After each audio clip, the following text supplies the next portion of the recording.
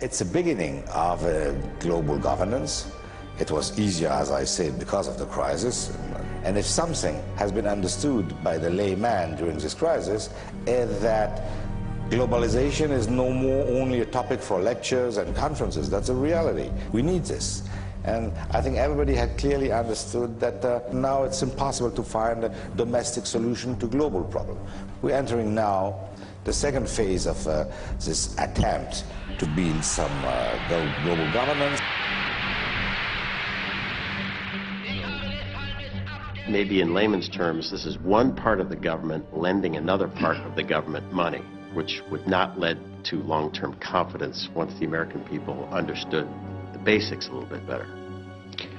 Well, it should be added that we also have a funding cost, and as interest rates go up, we'll have a liability cost as well as an asset cost, so it may or may not be a return to the Treasury.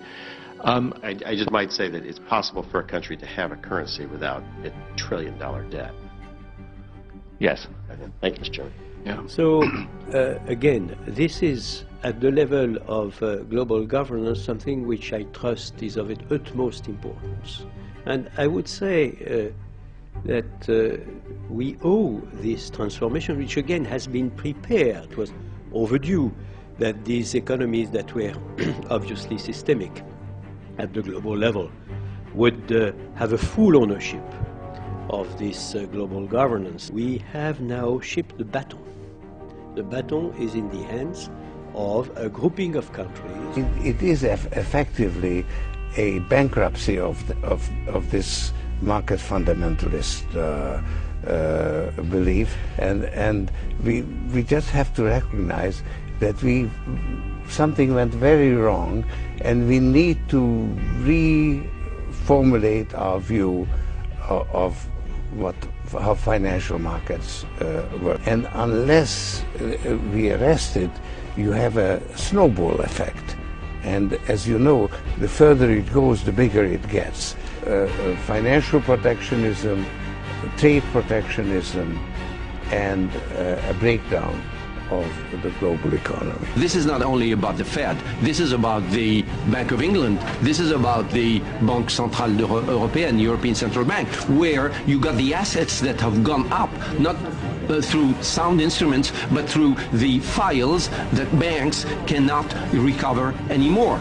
You mean after Building 7 exploded on 9/11, no, really, they can't get the records anymore? How convenient. It's the whole world system that has to be revalued, and now the system has to be reconstructed on sound basis. I agree with you on accountability, I agree with you on transparency, but this cannot be done only leaving the Wall Street and the Senate and Capitol Hill alone. We need to solve it together. The world, Europe has a role to play, the emergents have a role to play. Federal Reserve Bank, Bank of England, European Central Bank, they all report to Bank of International Settlements in Switzerland. And that's another black box, and that's another highly corrupt institution.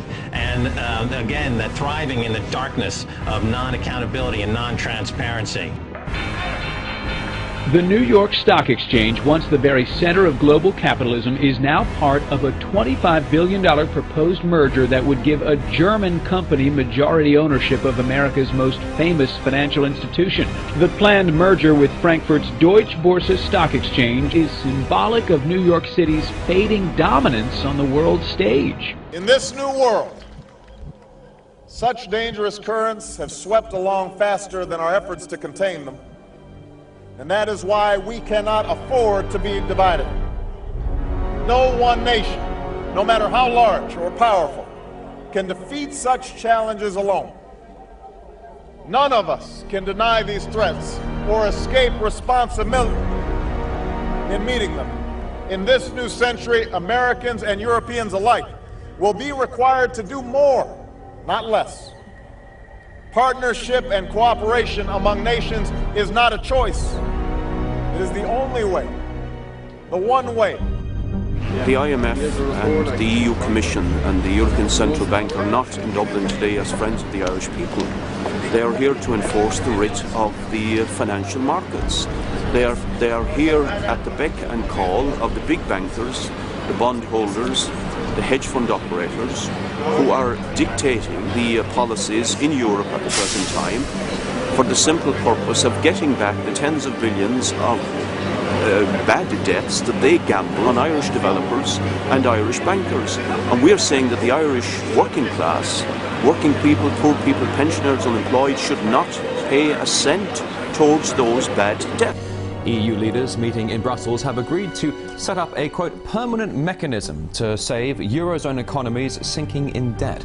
They promise to do whatever is required to safeguard the common currency. Now, this summit is happening on the backdrop of a lot of discontent across Europe. We've just seen protests in Greece get violent against the austerity measures. We've seen a couple of months ago the French coming out into the streets protesting the rise in the retirement age by 2 years. We've also seen protests in London of students because the government has been passing plans to pass the tuition fees on to students. Now, across Europe, there's this feeling of discontent, but also a sense of unfairness. There's a feeling that the middle and lower classes are shouldering the burden of the financial crisis, which has been dragging on for a couple of years now, while the small percentage that owns much of the wealth here in Europe are not feeling the pain of the austerity measures. You must leave. No matter what your purpose is, illegal munitions could cause risk of injury to those who remain. The police action may include actual physical removal, the use of riot control to those who remain. I hereby declare this to be an unlawful assembly.